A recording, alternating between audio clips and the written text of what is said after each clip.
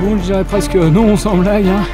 On a environ une petite dizaine, un peu plus d'une dizaine de kilomètres à finir pour notre itinéraire. Mais alors ça, c'est absolument magique.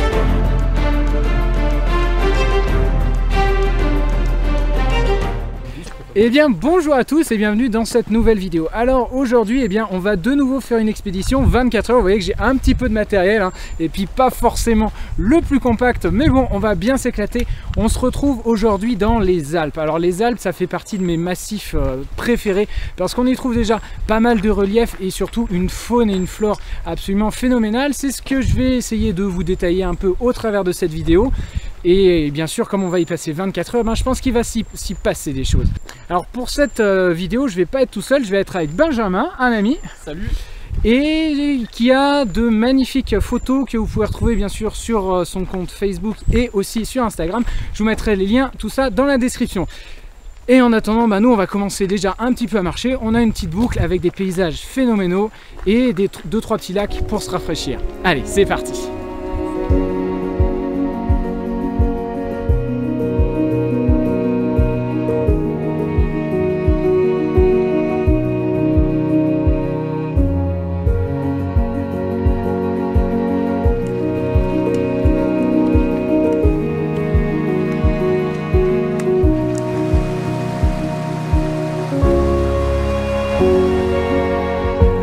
Parle biodiversité, que c'est exceptionnel aussi ici dans les Alpes. Et ben ouais, ce que vous pouvez voir ici qui s'agite là, le petit bout de ficelle là qui semble s'agiter, et bien c'est un nématode. Alors un nématode, c'est un ver qui est parasite d'autres êtres vivants, et donc là on le retrouve juste dans une flaque d'eau. Vous voyez, la flaque d'eau elle est pas si grande que ça, et pourtant on se retrouve avec ce genre de bestiole. Impressionnant, n'est-ce pas? Alors voilà, là encore une autre flaque d'eau, on vient de faire à peine quelques mètres depuis la dernière et on peut voir que là des nématodes, il y en a énormément là, 1, 2, 3, 4, 5, 6, bref, il y en a plus d'une vingtaine sur toute la flaque d'eau. Alors c'est impressionnant de voir qu'une simple flaque peut renfermer autant d'individus comme ça. Alors, surtout des individus parasitaires, donc on se demande un peu depuis tout à l'heure d'où ils peuvent provenir. Donc sûrement des invertébrés, mais lesquels? Mystère. Allez, petite gourmandise de l'expédition, des framboises. Voilà, on vient de trouver là quelques framboisiers. Alors forcément, c'est franchement bon.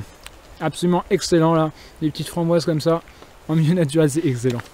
Et là, une petite récolte quand même, hein. Je pense que ça va servir au petit-déj ou... Oh, mon avis maintenant, non? Ouais, je pense maintenant.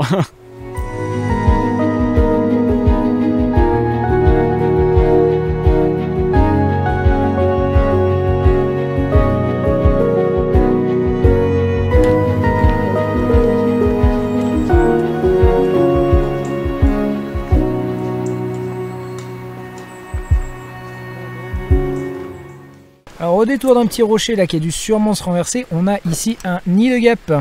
Voilà, bon là elles sont pas très actives parce qu'il fait relativement assez froid, on est à 1200 mètres, là il y a de la brume. Mais voilà, ce qu'on peut voir, on zoomer un peu, alors ce qu'on peut voir c'est 2-3 ouvrières qui sont dessus, sûrement là, et au milieu doit y avoir la reine qui doit être un peu plus grosse. Et dans chacune des alvéoles, ça fait des alvéoles comme les abeilles, et dans les alvéoles là on retrouve quelques larves. Alors à la Réunion les guêpes on les mange, mais ici en métropole ça se cuisine pas trop, c'est pas tellement quelque chose qu'on cuisine ici.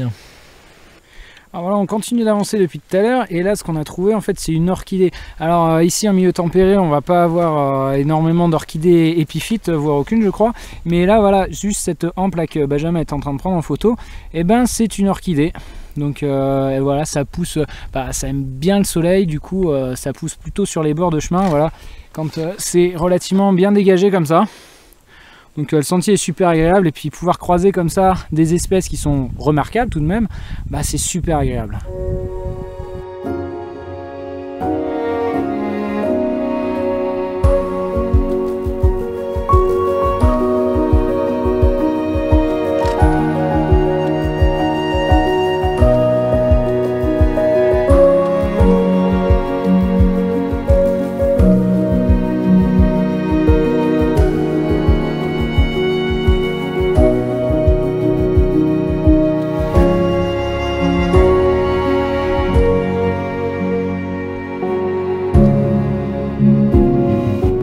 Allez, là ça va commencer un petit peu à grimper.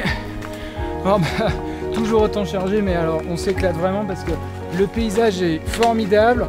La biodiversité, bah, elle est vachement bien présente, hein, vous avez vu.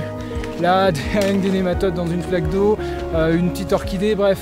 Pour deux scientifiques, il en faut peu quand même pour s'extasier. Et puis surtout, on apprécie le pouvoir manger 2-3 petites framboises ou 2-3 petites fraises des bois là. Ça fait du bien parce qu'il approche midi. Donc on va pas tarder à passer à table.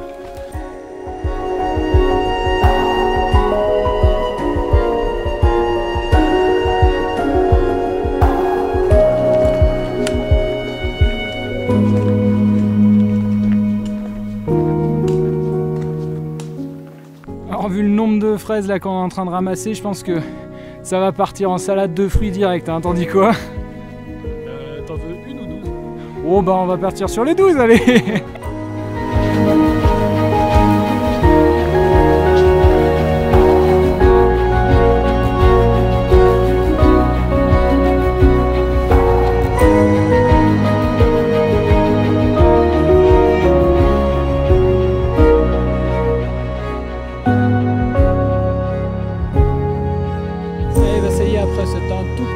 Perdu là dans les sentiers parce qu'il y en a absolument partout, hein, dans ce coin là.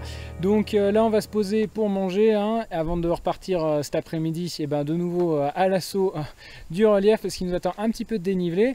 Mais là vraiment on est dans un coin qui est relativement super sympa, entièrement recouvert de mousse. Depuis tout à l'heure on cherche des champignons mais on n'arrive pas vraiment à en trouver. Mais voilà, la direction est bien à table parce que je crois qu'il se fait faim là, il est 2 heures. À table.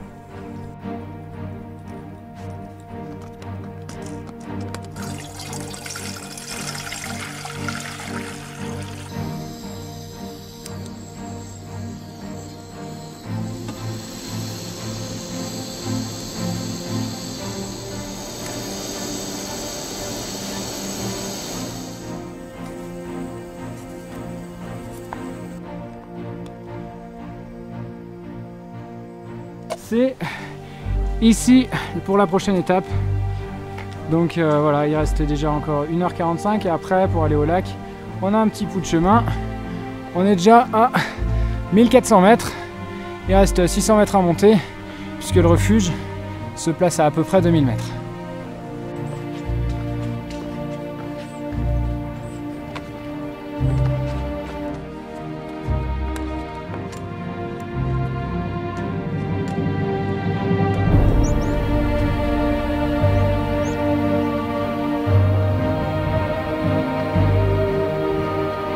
Bon, je dirais presque non sans blague, hein. Vu du paysage. Ouais, ça y est, on est un peu dans le nuage là. On voit pas grand chose. Mais alors ça, c'est absolument magique. On voit les nuages qui passent hyper rapidement dans ce petit creux là. Et sur ce sentier là, c'est super, vraiment. Allez, ça y est, on vient d'arriver là au refuge. Donc d'après l'altimètre à plus de 1947 mètres.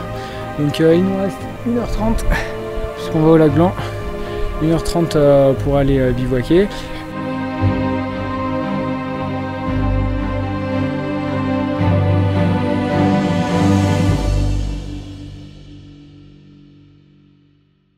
Alors là on a des petites fleurs sympas qui poussent juste sur le bord du sentier, hein, sur des pentes. Et voilà, donc en fait ça forme des clochettes comme ça, ce sont des campanules. Alors c'est simple, là pour la classification au niveau botanique, les campanules ça fait partie de la famille des campanulacées. Pour une fois les botanistes, hein, ils ne se sont pas trop foulés. C'est plus simple à retenir, c'est pratique. Mais ces petites campanules, voilà, il y en a absolument partout, donc je ne saurais pas vous dire exactement l'espèce. Mais ça donne des jolies petites couleurs violettes comme ça. Donc celles-là, elles ne sont pas encore éclos. Mais ça donne un peu de couleur. Bon, vous voyez la couleur quand même, on n'en manque pas. Au milieu de ces paysages absolument grandioses. Alors ça s'est tout dégagé là en l'espace de quelques secondes. On a eu un coup de vent qui nous a fait monter toute la couche de nuages au-dessus au-dessus là-bas. Donc c'est là où on va aller en fait. Bon, ça nous arrange pas trop, mais pour le moment, alors vraiment c'est absolument magnifique là. Je vous montre parce que c'est incroyable. Des paysages comme ça, on a du mal à saisir toute l'immensité du paysage. Et puis là, ce qu'on peut voir, c'est une dernière petite plaque de neige là, juste pour vous montrer un petit peu la température qu'on a en ce moment. Ouais, je pense qu'il va faire frais pour cette nuit, mais hallucinant ces paysages phénoménaux. Alors une autre diversité là des prairies alpines à plus de 2000 mètres d'altitude, c'est ces petites plantes grasses. Donc là on a de la mousse ici, mais ici voilà on a des petites plantes grasses. Donc, et on a plusieurs espèces. On a cette espèce là, là on en a une autre qui forme des petites boules un peu plus petites. Et là on a donc une inflorescence d'une des espèces. Donc je crois que voilà c'est celle-là de mémoire. Ouais voilà. Si on regarde sur celle-là, on peut voir que justement cette inflorescence, voilà, elle provient de cette plante-là. Et donc voilà, c'est tout petit, mais il faut savoir observer. Et franchement, c'est une des richesses des prairies subalpines. Et ben, c'est toutes ces petites plantes grasses.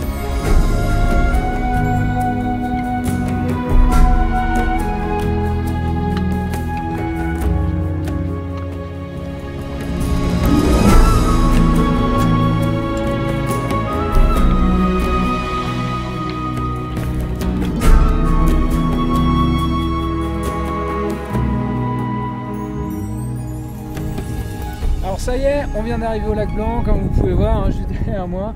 Un paysage sublime, hein, bon, froid.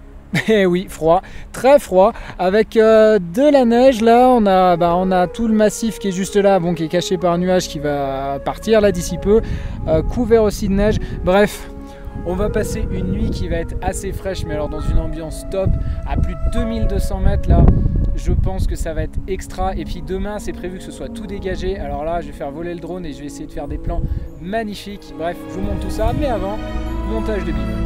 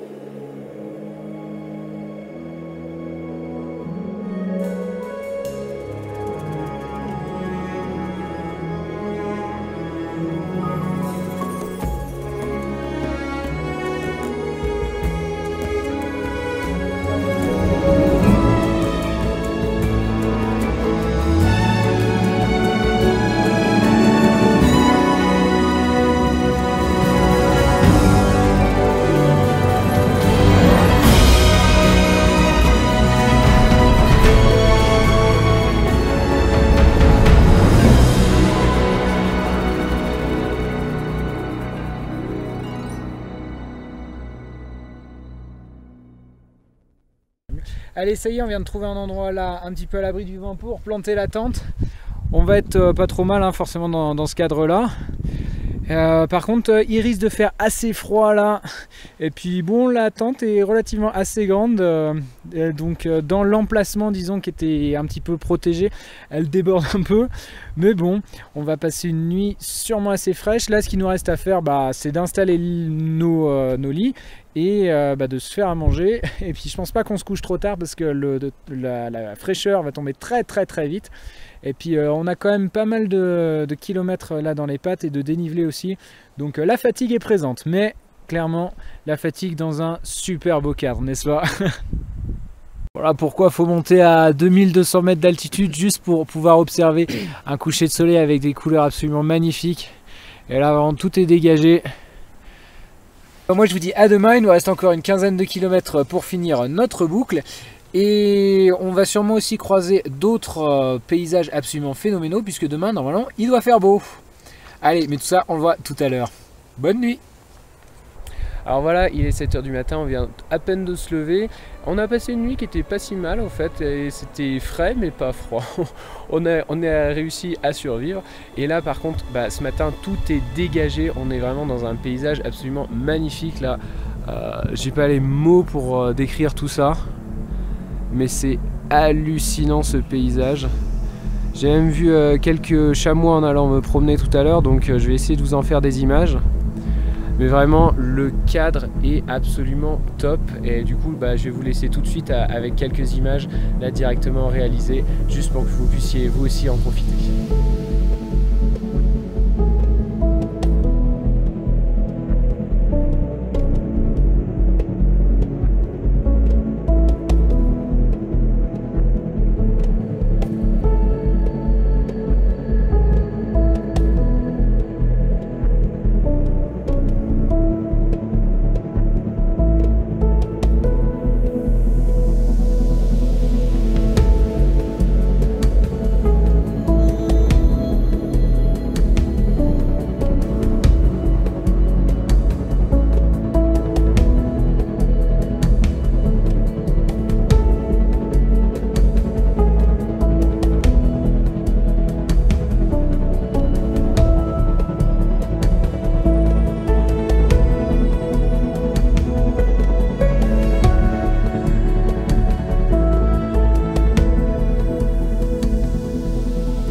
Alors juste derrière moi, comme vous pouvez le voir, eh bien c'est un lac, le lac Blanc, là où on a bivouaqué, à plus de 2200 mètres d'altitude.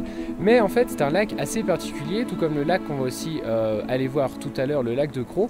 En fait ce sont des lacs glaciaires. Alors il faut savoir que ici dans les Alpes, il y a plusieurs milliers d'années, il y avait encore un glacier. Le passage de la glaciation du Wurms s'est arrêté en fait il y a 11 000 ans. Donc il y a 11 000 ans en fait, dans les Alpes, il y avait encore un glacier. Et c'est ce glacier qui a façonné un petit peu ces paysages et laissé des creux dus à l'érosion du passage du glacier, parce qu'un glacier, il faut savoir que c'est une structure dynamique, ça avance, ça charrie énormément de blocs, ça casse des montagnes, etc. avec la force de l'érosion. Et donc ce glacier a créé différents trous, et en fondant, eh bien, ces trous se sont remplis d'eau, donc comme ici. Et c'est pour ça qu'en fait on appelle ça des lacs glaciaires. Ce sont des lacs qui se forment à très haute altitude à cause d'un glacier. Et on peut voir juste ici, voilà, qui sont alimentés par les poches encore de neige, de glace qui fondent et qui vont donc alimenter tout ce lac. Et donc voilà, et il faut savoir du coup que l'eau elle est relativement assez fraîche. Donc ce matin pour aller prendre une petite douche et pour faire la vaisselle, ça va piquer un peu. Alors c'est parti, là on a replié tout le bivouac, on va de nouveau repartir sur notre sentier. On a environ une petite dizaine, un peu plus d'une dizaine de kilomètres à finir pour notre itinéraire. Alors franchement on va quitter ce paysage qui était absolument merveilleux. Là je vais juste faire le tour d'un petit lac pour savoir s'il y a des choses intéressantes.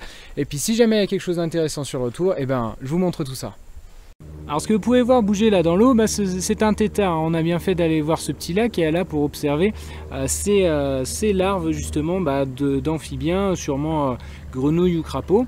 Et ce qu'il faut savoir, les amphibiens en France métropolitaine je parle, c'est qu'ils sont tous protégés par ce qu'on appelle la Convention de Berne, et la manipulation d'amphibiens ne doit pas se faire bien sûr sans autorisation. Donc là on va tranquillement les laisser tranquilles, et puis de toute façon les têtards ça vit dans l'eau.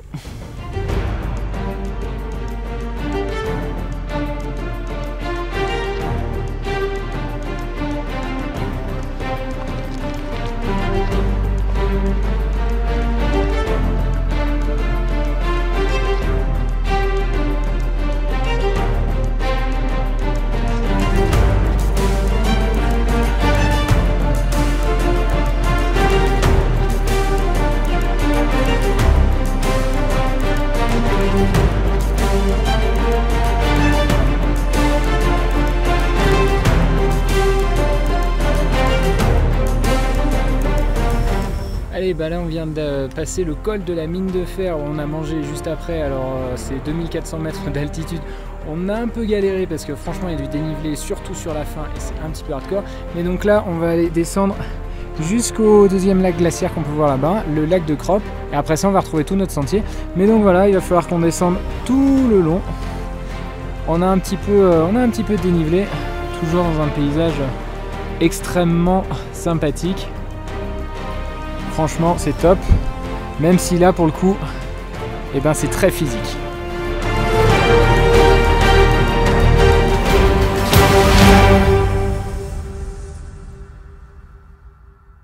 Allez, Et bah, comme vous pouvez voir là, en fait, il y a de la neige. Bah, c'est ce qu'on appelle un névé. Et non bref, en fait, ce névé là, il est encore là parce que la neige, elle est hyper dense, hyper dure. Et c'est ce qui fait qu'elle reste gelée. Vous voyez, j'ai du mal. En fait, c'est pas de la neige, c'est surtout de la glace. Et c'est ce qui fait qu'elle reste encore là, présente. Bien que la température soit largement supérieure à 0. Quoique cette nuit, on s'est quand même posé 2-3 questions. Mais voilà, ça fait quand même du blanc dans le paysage. Ça fait bizarre tout de même de croiser de la neige en plein milieu du mois d'août. Allez, ça y est, on est enfin arrivé au lac de Croppe à 1900 mètres d'altitude environ. Oh, le terrain n'est pas tellement praticable, hein. On marche clairement que sur du rocher, hein, parce que à cette altitude là, la végétation a assez de mal à pousser en fait. Du coup, il reste que le sol nu qui est de la roche, et de la roche assez cassante, assez glissante. Donc il faut faire extrêmement gaffe de là où on pose les pieds. Mais néanmoins, on arrive à ce super lac, une des dernières étapes de notre périple.